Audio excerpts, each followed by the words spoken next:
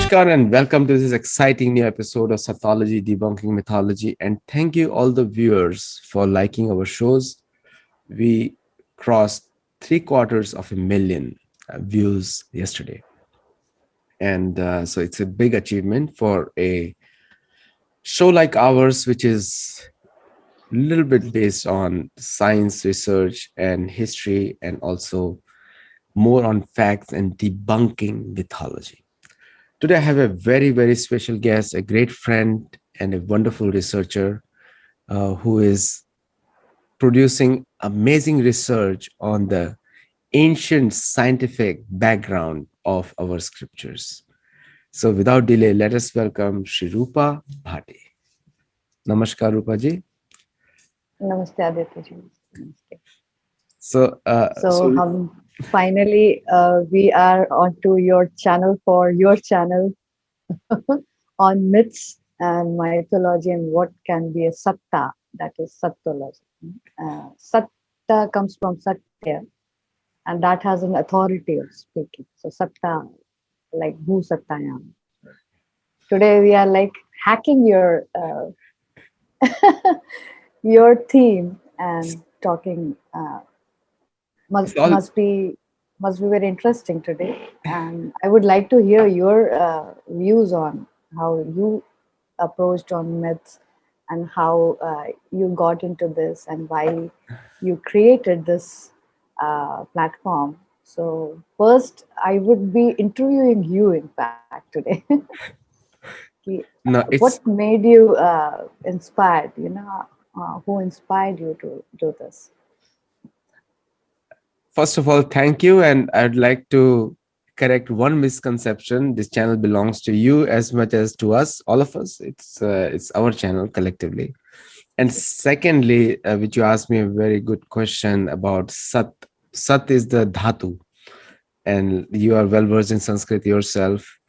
And the word like Satya, Pragya, Satya Nishtha, all these things, including Satya, comes from that Sat dhatu. Therefore, sometimes Bhagwan is explained Sat Chit Anand, and Sat means truth, the emblem of truth.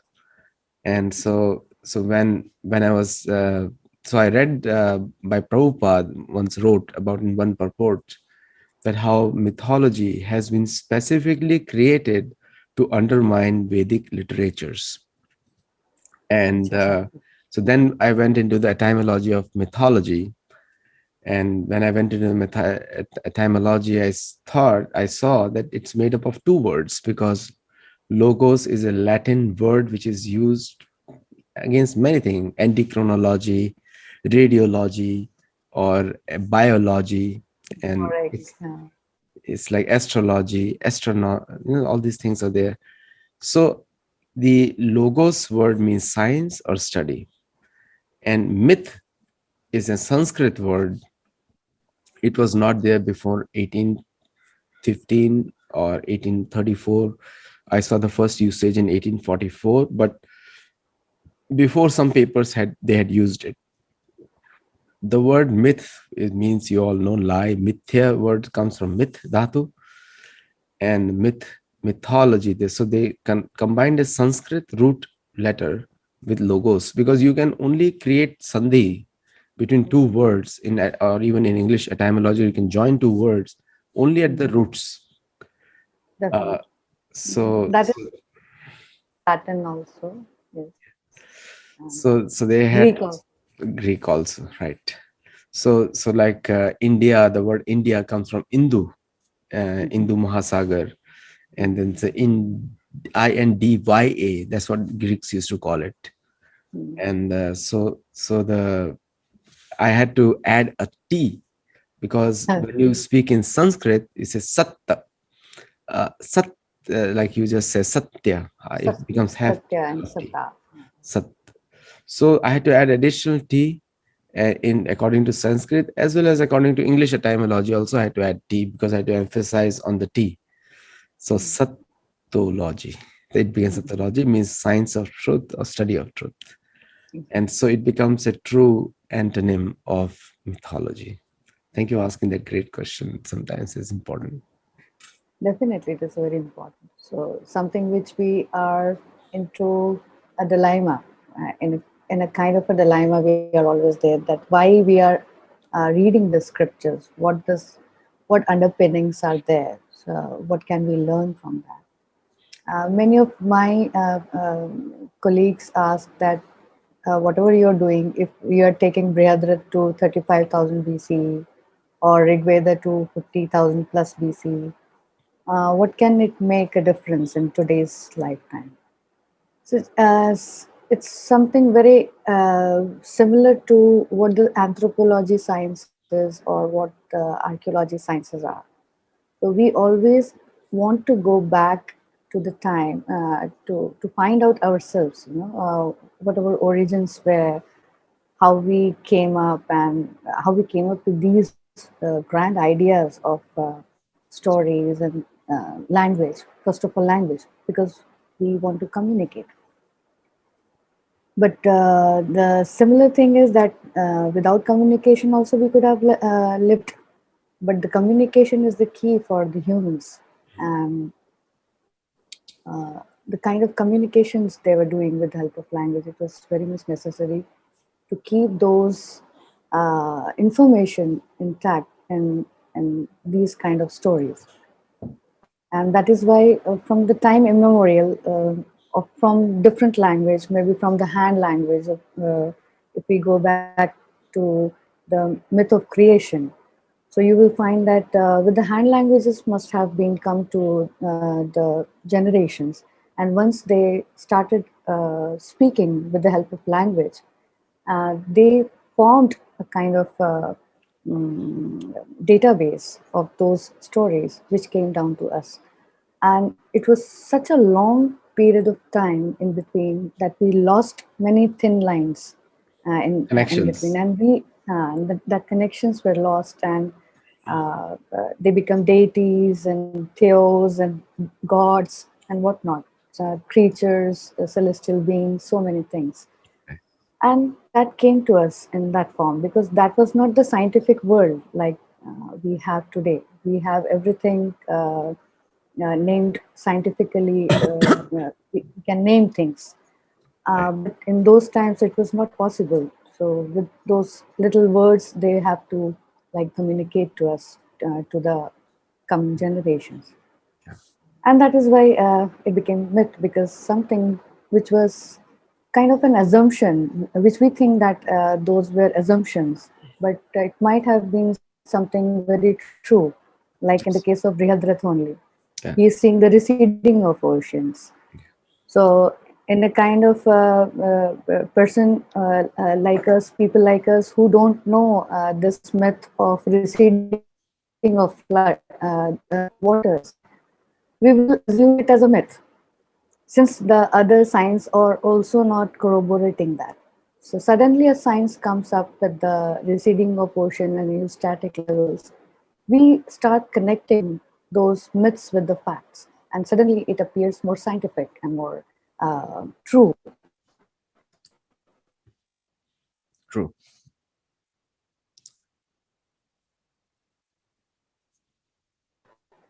The Western myths. And today we will be taking a little Poorvapaksha of the myth and mythology, how it came, and how it is now interfused with the Indian myths. And now they are defining our myths in their language, in their forms. So there has to be a kind of a thin line between those myths, that is the Western myths and the Indian myths. There is a thin line that we will be taking in another session.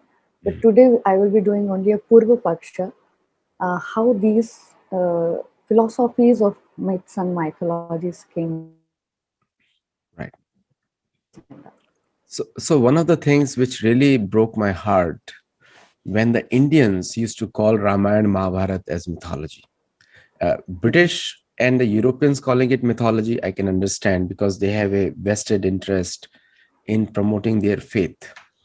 But when the Indians themselves call it with so much archaeological proof, with so much like the Ridadratha was a king, which you mentioned, it's in the beginning of Ramayana, it's the beginning of Mahabharata, it's everywhere mentioned over there. Now, When somebody calls Brihadratha as a mythological creation, it burns my heart, because it's a, you cannot, See, like for example, I'll give you an example. Very near to where I live is Disneyland. Now, Disneyland is, they create all these stories around Mickey Mouse and Minnie and different Disney characters to give a personality to those cartoon characters. They write so much, but still it see, is very small as compared to how much is written about Brihadrat or Raja exactly. Mandhata. Mandhata is so much is Mandata. written about him. It's like uh, you cannot make a fiction with so many details, how he looks, how he talks, what he does. So it's not possible. Like so much written about Bhagwan Ram is like 24,000 shloka is just Ramayana, but there is And Bhagavad so many Purana. Ramayana. Not Yeah, only just one Ramayana, but there are ethnographic memories of so many Ramayanas. yeah. The Valmiki has written it. It has such 24,000 shloka, 500 Mm. sargas, 7 kanda, and then Bhagavad Puran talks about it. There are Veda, so there are many Vedas have description of Bhagwan Ram and Maharaj Nriga. Now, if somebody says these are mythology, this I said, you mythology can be, has to stop somewhere. Nobody's talking about 12 Olympian gods or Romans as truth, because it doesn't exist. Because you can't add more than that. The Western world is built around terms. So we have to have a term which debunks in one word. So when we say Sattology, it just Mm. says that our Ramayana, Mahabharata, Vedic scripture, Sattology, and yours is mythology because we can't relate to it. Or when you speak about us, that is also mythology. So you can get started and we can read into. So today's our topic is myth and mythology. It's Mm. very, very interesting. That's why I'm smiling to the end of my cheek today. Ji. So let me share. Yes. So viewers who are watching, keep recording this video. You can record it uh, on your on your phones as well. If you're watching it, you can download it. You can do anything, or you can go to the YouTube and download also. Yeah. So today's topic, as we already began, myths and mythologies. We are just having a dialogue today. Not many slides today. Only we will be just discussing together, Hmm. because you are the authority on how you began with this platform. So that will be more interesting to have your inputs and this dialogue. Yes. So to begin with, it's very simple. Like many of us must have gone back into how to get into the etymologies of these, as you also mentioned a bit about it.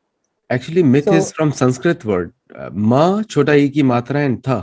That's a dhatu. yeah, that's a dhatu. Yes. And has a similar cognate with the mythos, which The Greeks, already they derived from Sanskrit. Sanskrit only, and definitely it was already going there because of Yeah, the because we know from Surya Siddhant and all. So it correct. has a long collaboration, and definitely this word has gone there. And for the logos, like I said, the word that means the truth, which comes as a logy to astrology, also as you said, with many of these, the logos word comes and so this also got attached to the myth to make it a mythology, Correct. and that was a kind of a thing that the whole of the mythology is not truth, they say, and some portion of it can be rationally achieved with an argument, just like our logicians do, nyayikas. They do debate, and then they come into kind of a conclusion that what kind of a story this mythology is trying to say. So it may sometimes define the epochs also, and it may sometimes define the geography also, like city of Troy. It was only a myth until and unless it was discovered and archaeologically it was proved.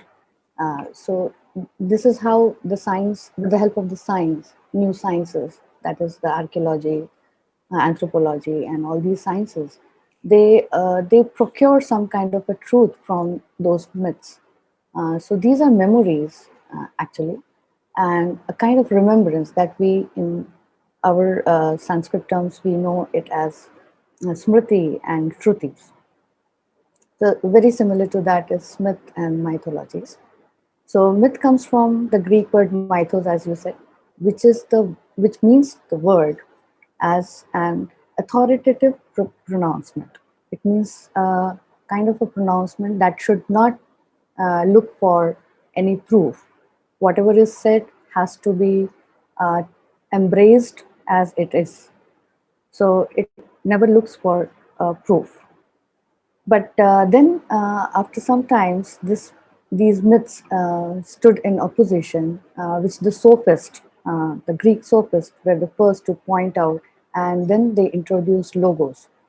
Logos was something like, as I said, kind of a word which Nyayikas did, the logicians did, with the word that is Shabda or Shabda Bodha or Shabda Pramana.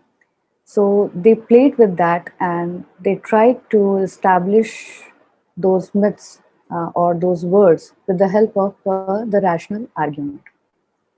And that gave to kind of Mythos Legium, that is to tell the myths in a form where you can uh, create a rational argument also, and as well as it also was intended for recitation of heroes' logos, that is about the deeds of gods. So when I was reading Peter Heath's paper on myths and mythologies, he also formulated a new word, myth history. So mythology से ज़्यादा अच्छा word है myth history, which has artistic proofs, and that can be proved, something like City of Troy, as I said. And with that, with the help of that, this becomes a kind of a history with that authoritative pronouncement, which has a proof also. So a myth cannot be understood completely as a mithya, but there is a kind of word which is not to be looked for a proof. That has to be taken as it is. Something like Rigveda, we say about Rigveda, it is apaurushaya. So someone who has pronounced it, or someone who has conceived it and given to us, we do not want any kind of a proof for that, and we do not want any kind of reasoning that why this is present there and why this is not present there. So that was a kind of authoritative pronouncement. So that is why there are many myths inside the Rigveda also. The myth of Agni, the myth of Vrittasur, the myth of Indra. These are all stories which are the very much authoritative pronouncement. But in a due course of time, we find that this word went into a kind of uh, metamorphosis. It interchanged into a kind of a story, and we now say that which is not true, because that assumptions which the story makers must have been taking into account now is not understood by us. So it appears to us like it is so much of uh, untrue kind of a thing that cannot happen. The chariots in the sky cannot be seen during the Rigvedic times when they were using stone tools, and when they are not even able to name so many animals, and they are not even able to name so many things which are present, like roads. They are not there in Rigveda. In Rigveda, you won't find wheat or rice in the form of name Bahuvrihi, but it is definitely there in the name of Dhana. In that way, we find that there's so many things, so many information, which appears to us like, why does Rigveda doesn't know these things, but it knows so many gods, it knows so many things, celestial beings. talking to us humans, like Pururavas and Urvashi dialogue, or Agastya or Lopamudra dialogue. So there are dialogues also, Indra Marut dialogues are also there. So we find that celestial beings or cosmogenical things are talking with the humans, and that is not possible. So some those assumptions, when they become non-understandable, that became myth. So certainly it is an authoritative pronouncement, but certainly it has no proof that we were talking with the celestial beings. And for that cause, we should not also approach for any kind of a proof. That was the uh, main I think agenda of the word or of the word myth. So you don't have to take a dand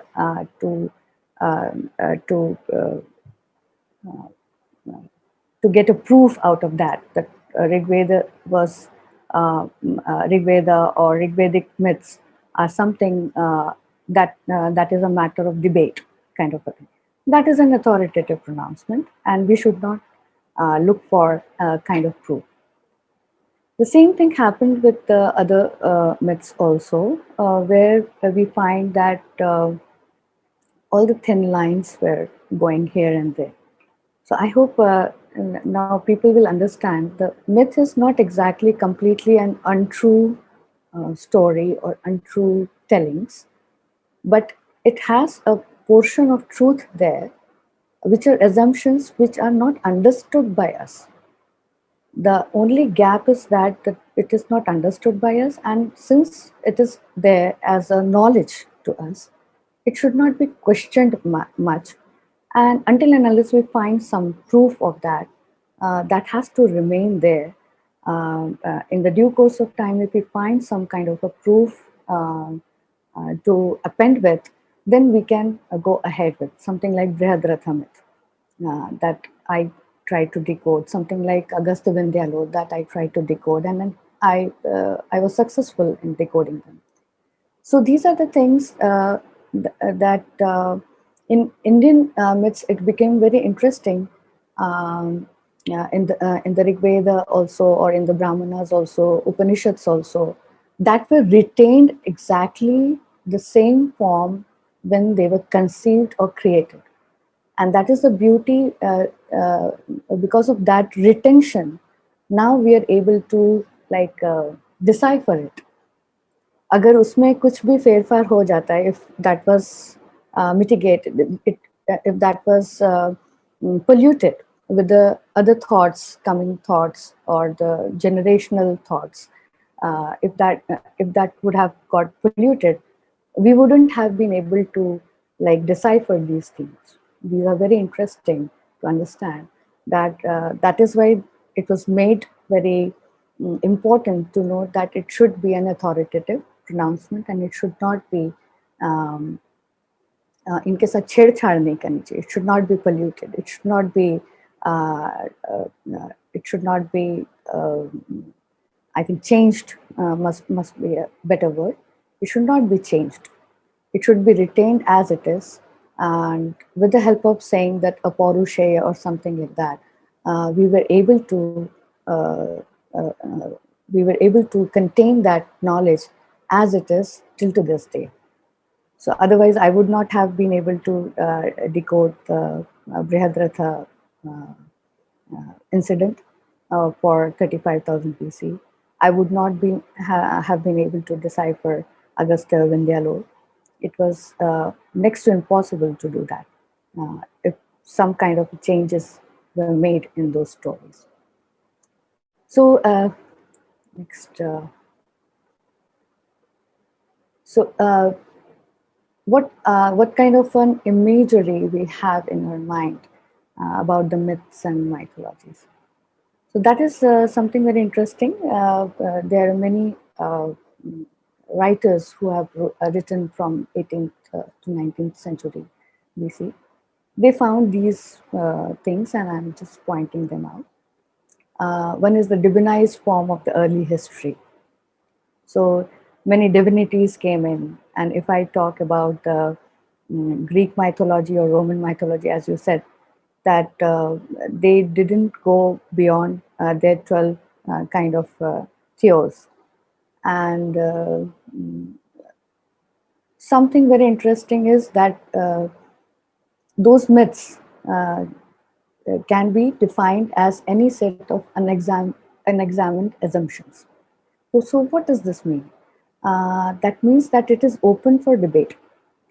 Those myths can still be debated since they are unexamined assumptions. So every point of time, new philosophies and those underpinnings can be explored more, and new things can be evolved out of that. And many philosophies evolves out of those unexamined assumptions.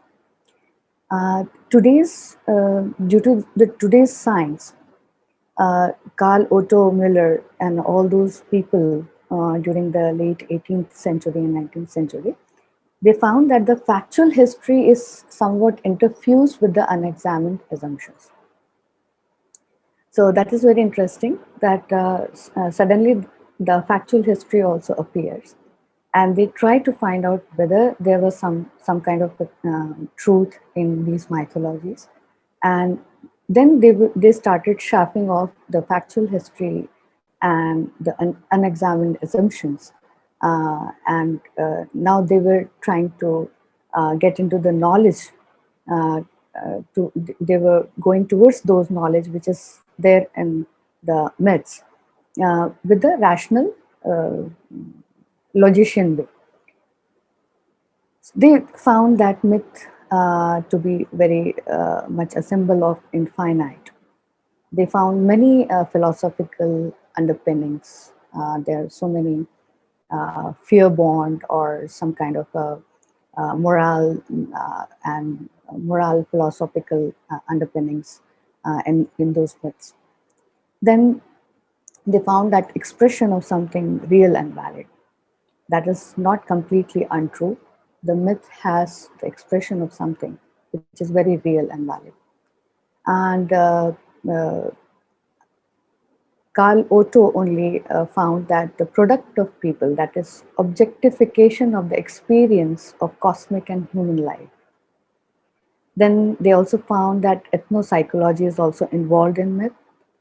And Wendy Doniger says that all myths are stories, but all stories are not myth. And that has a kind of, since she has this background of Indology, so she knows that what is the difference between the Smriti and Shruti, and what Nyayikas apply for two types of remembrance, that is the Shruti and Smriti. So Shrut Purvam and Shruti is something which is again authoritative content, which cannot be questioned. It has to be taken as it is. These are Shrutis. So even Rigveda is a Shruti, it cannot be questioned. But the Smriti, something like Manusmriti and other Smritis are there. So there are some unexamined assumptions which can be examined, and rationally we can approach towards the truth. So our logicians, the Nyayikas and Tarka Sangraha, they say there are two kinds of remembrance.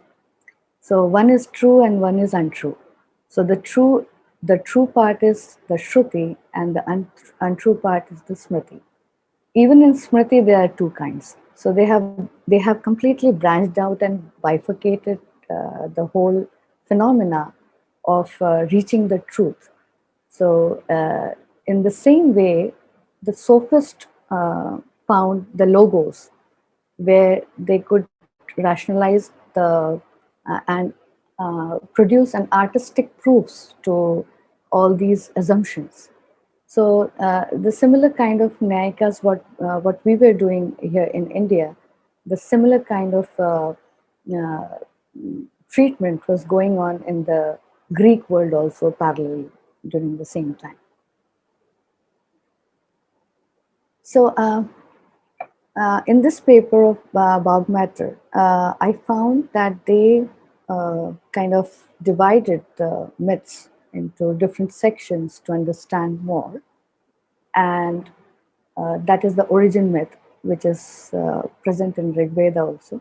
And they have their own origin myths also, biblical origin myths that comes from the Jewish uh, uh, prologue. And the same origin myth can be found all over the world and has a very similar content, something like Chinese have that's on the seventh day, the Manusha, the people were formed.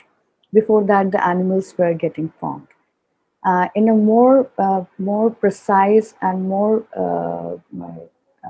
authoritative way, the Rig Veda says of Purusha Sukta. So uh, the origin myths, there we find the Nasadiya Sukta. Then we find the theogonic myths, that is the myths about many deities which come in Mahabharata also, Ramayana also, all the Puranas also, as well as in Vedas also. So there are so many theos, uh, which has a very similar kind of a construct which we find in little parallels. Sri Aurobindo has found little parallels with the Greeks and Romans also. So we can understand how that the whole civilization was mixing with each other. In the same way, we find the cosmogonic myths. So these myths are also very similar in construct, but more precise form and more matured form is found in Rigveda.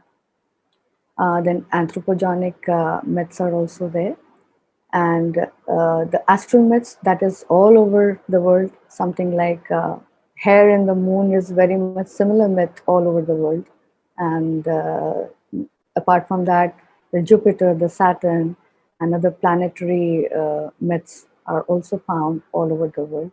And I'm trying to find that how these myths must have traveled from this land to those lands and must have come from those Greek lands to ours. And I'm trying to find some kind of a connection, which I found in Nataraja and Orion, and Apasmara and Lepus constellation. Also, the Canopus and Conobus, that is Agastya, connection is also very much felt, which can be felt like in the Greek myth of Odysseus. There you will find that the pilot of the ship is Canopus, and he is giving the direction towards south. Similar way, we have Agastya in Ramayana, and he is also showing the direction south. So something very similar can be found in Odysseus and Ramayana, in the storytelling ways and in the characters. Also, we find so many similarities. So many of the things which went from this land to that land got embedded in their myths in a very unique fashion. But somewhere it is very true also. It is not completely a myth. When we say Agastya or when we say Canopus, it is talking about a star. So that is a kind of astral myth present in the colloquial myth of theirs and our myths in India also. Then there are transformation myths, and we can see the anthropological transformations in Puranas. Similar transformation myths are present in Greeks also. Now, the soteriological myths are very interesting. That is a kind of a myth which gives you salvation or something very quick way of attaining the enlightenment. And these soteriological myths overpowered or overwhelmed the earlier myths like Greek myths and all, where all the gods and Delphi of Apollo Delphi, the oracle makers, and all those people were completely abolished because of these soteriological myths of Jesus Christ. Let us take an example, and that suddenly wiped out the whole predecessor myths of Roman myths and Greek myths. Their theogonic myths were completely taken into a very dreadful account, and that was sort of a kind of understood as a very bad thing, and it will not give you a salvation. And that kind of a thing when happened, uh, it created a new kind of a pagan, or it eliminated the earlier pagans also. That is not found in India. We still revere Rigveda. It is as authoritative as it was in the initial days and given to us in that form, and we have retained it in that form. So, these kind of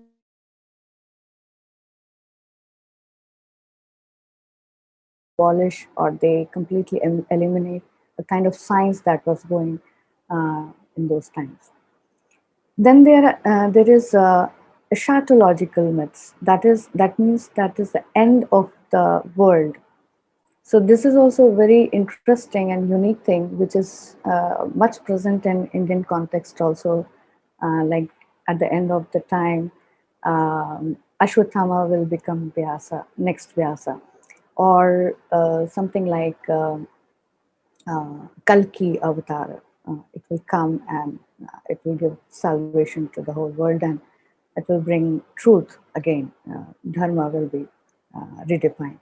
So these kinds of myths with the end of the world and the beginning of the world, uh, these are very much similar in all the civilizations.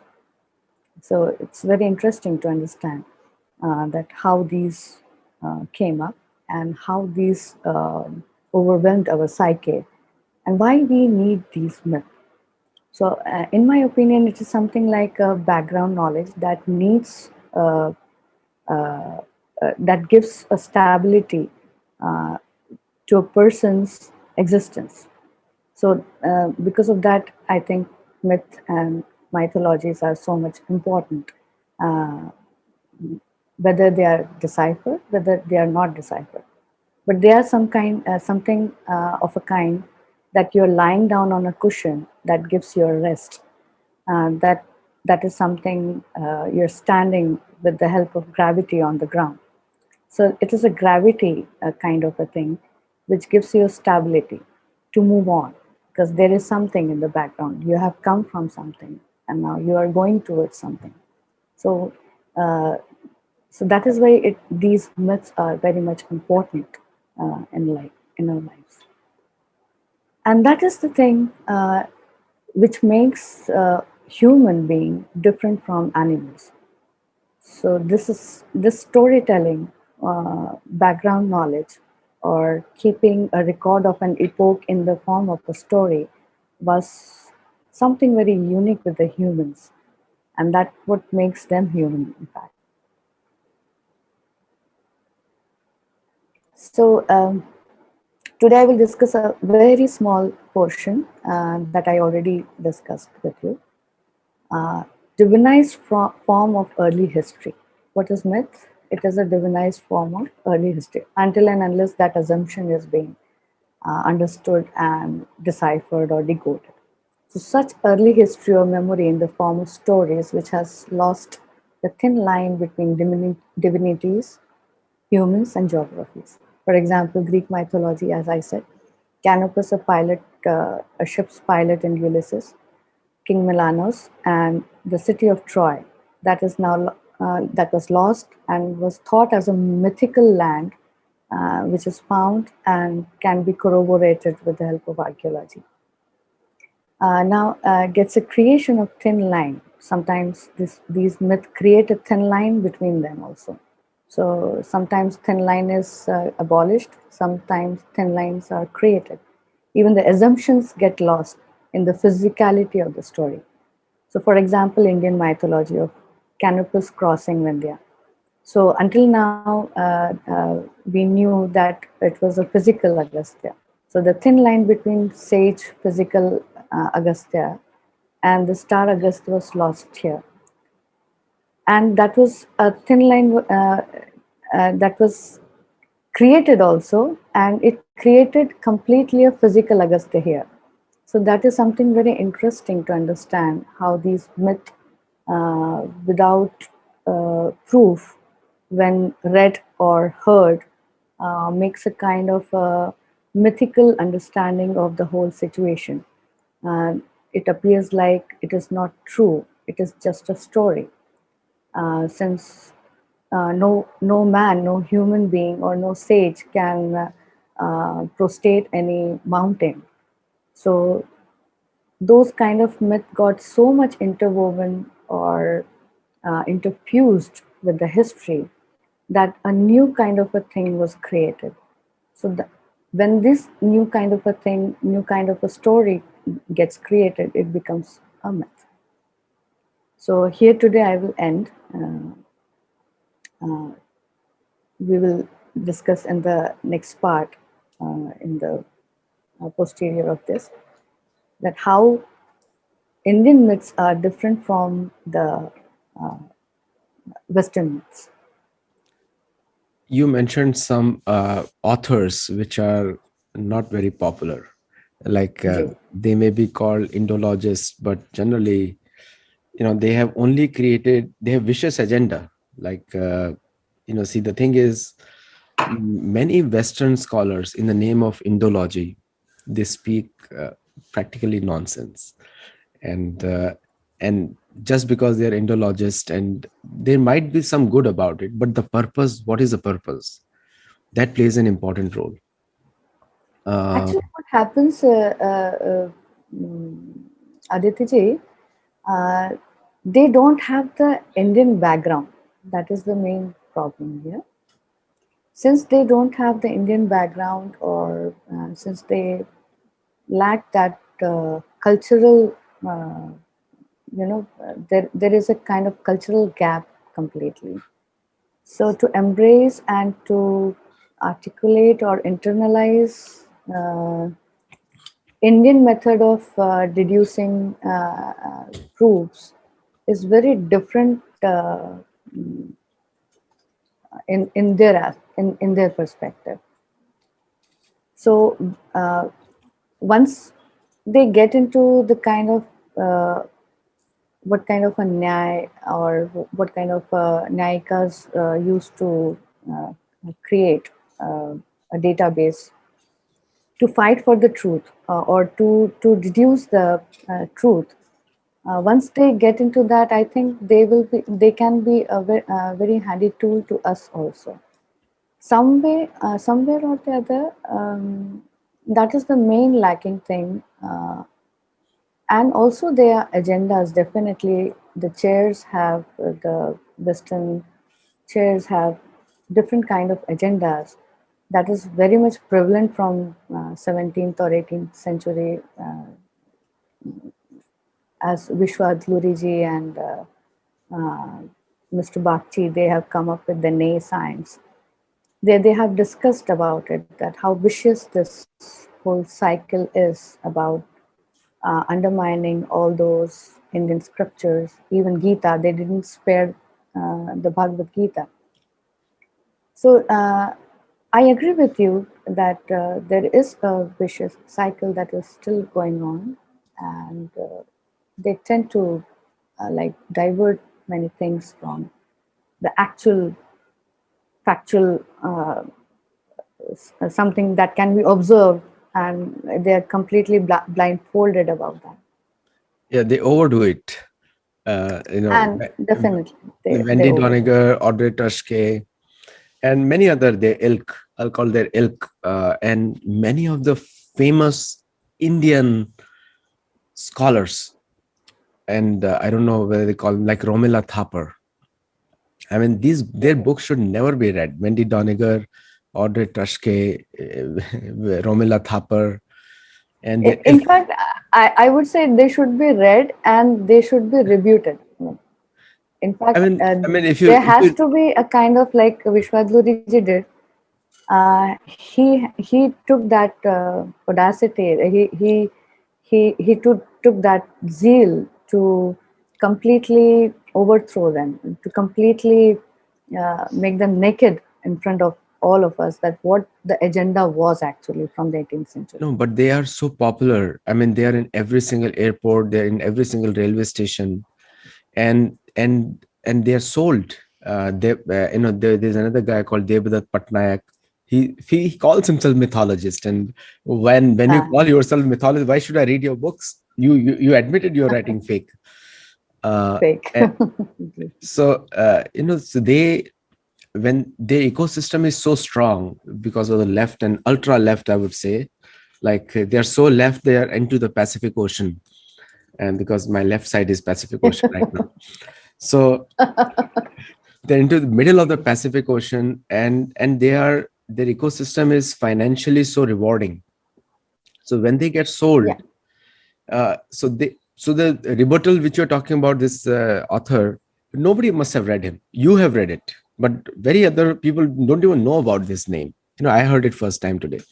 So just imagine that people like me also do not know. I mean, not see, I read many things, but I also don't know this author who has rebutted it. But these people are sold so much, and they create, like, I give you an example. In one of the books called My Gita, written by Devdutt Patnaik, he's bringing Krishna down to a very ordinary human being, and Krishna himself says that the most foolish Muda call me as a manushya abhijananti. One who doesn't know me, the foolish man doesn't know me, think of me as human. He says it. Krishna says it in Bhagavad Gita. Now, when these guys, they present him as an ordinary person, and Vyasdev has already spoken in the Mahabharata beginning itself, he says, this entire Mahabharata I'm writing to glorify Purna Purushottam Bhagavan Shri Krishna. He writes it openly, he writes it. Vaishnampayan repeats it 100 times.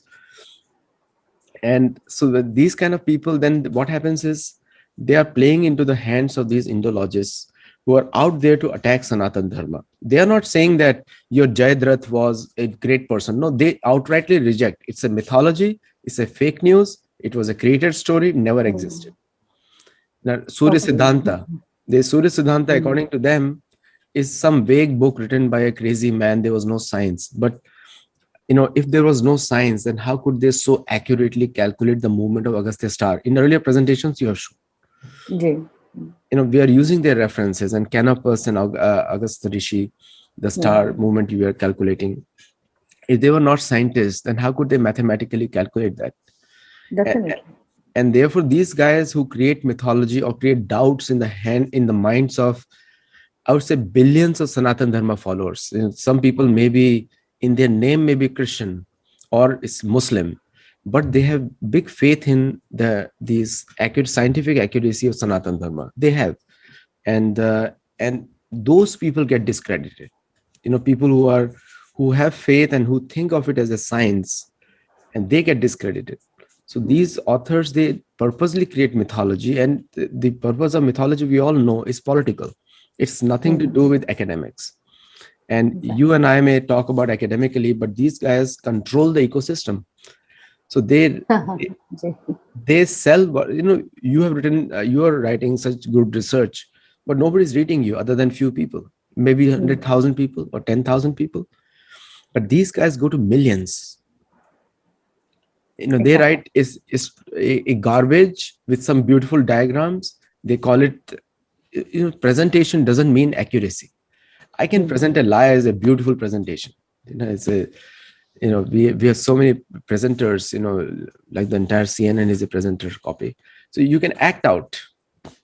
Just like Aristotle said, no, artistically you produce the memoria, Yeah. kind of memory you create it artistically, and then you can, like, rhetorically you can debate and for something lie, something like that. Look at Pixar movies, or look at this famous British author who created that ancient movie, came out on her book. These guys can create imagination and sell you the dreams like Bollywood Mhm. and or Hollywood. Doesn't mean that Marvel Comics is a great historical record. No, Record. Yeah. it may be inspired by a Puranic story, but still they are writing fake. Mm. That's how the Greek history came. Greek history was motivated by Yashoda Maya playing with Krishna. That is a Mm. historical fact. But then creating a woman-like figure, motherly figure, because they are so disconnected, like you said in earlier talk, in a part of this talk, that so disconnected from Bharat, that they created their own version to inspire Exactly. their own people. That's called Exactly. folklore. But Exactly. Ramayana is not a folklore. Ramayana has, you have proved it. There are so many authors have proved it that Ramayana is a historical record. So these people, I when I see their works, I So wish. actually, they are completely into the soteriological thing. What I was discussing, with you, they're creating a kind of a myth that will bring a kind of a salvation that they are selling, and by eliminating the Right, facts which is already present, the so-called itihasas, right, not mythologies. They cannot be said mythologies actually.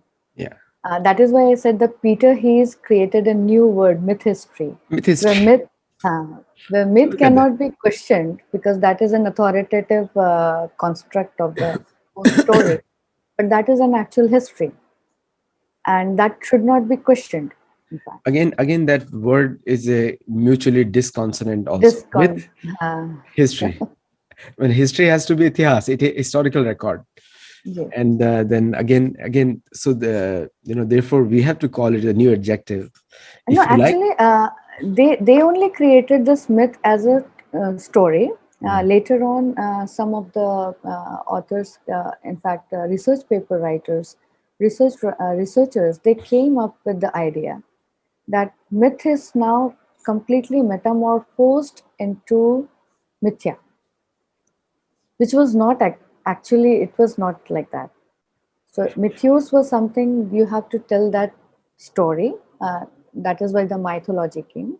So the story has to be told, but that has not to be altered with your own assumptions and presumptions and preconceived notions. So our mythologists, like as you said, they are creating a new version of something which should not be questioned or which should not be changed with their own mindset. He must be having his own mindset. I have my own mindset. I can create a new story out of Ramayana. He can create a new story out of Gita, but it should not be done. Those are facts, actually. Those are itihasas. correct. Those are not mythologies, Yeah, like we are saying about the Western. Today we were discussing mythologies. Next time we will be discussing itihasa. What is history, actually? correct. Like Mahatma Gandhi, and also there is one point, and since it's viewers is getting longer, so forgive me there, please. One of the it's very close to my heart. So the another thing, see the teachings, derived teachings with no purported meaning. Mm, Now, Bhagavad Gita is spoken on the middle of a battlefield, and exactly. I have said it many times. For us, dharma is the point of reference. Something is dharmic or adharmic. There is no other side of the story. So neither we are left nor we are right. Neither we are violent nor we are non-violent. We use violence also to create non-violence, because if you have a good deterrence, then only people are not going to attack you. Otherwise, Bharatiya Sabhyata will be finished by now, It could have been finished very long ago. long Uh, ago. But because of our teachers like yourself, like you are technically a Brahmana, because you're teaching and researching, teachers like yourself and warriors from Rajputs and other places, Marathas and Saurashtra, Kshatriya from Saurashtra, if they were not there, by the way, Saurashtra was never converted. They are the ones, they were never ruled also by the British. British were scared to enter over there, because even today, you can't fight with a guy from Saurashtra. They're hardcore Kshatriya. And there Mount Abu is there, that area also part of Gujarat. The people have been very strong over there. Now, these people have consistently protected Bharat. Now, people glorify Mughal history and all those people, but most of the people don't even understand the Mughals were so scared to even come out of the Killa. They were yes. scared. They had to come with 100,000 bodyguards. Akbar never went out without a protection. If he was so popular, why would he go out with so much protection? So anyway, this topic can be endless, and we'll Yeah. continue our discussion. Ji. Great So, presentation, and it really touched my heart. And I think you brought so many things. Also, I did not know about different aspects of myth. And thank you for doing that, Rupaji. And viewers, thank you for watching today. And if you have any questions, do comment on the video.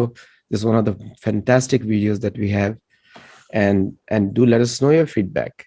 Till then, namaskar. Thank you. namaskar.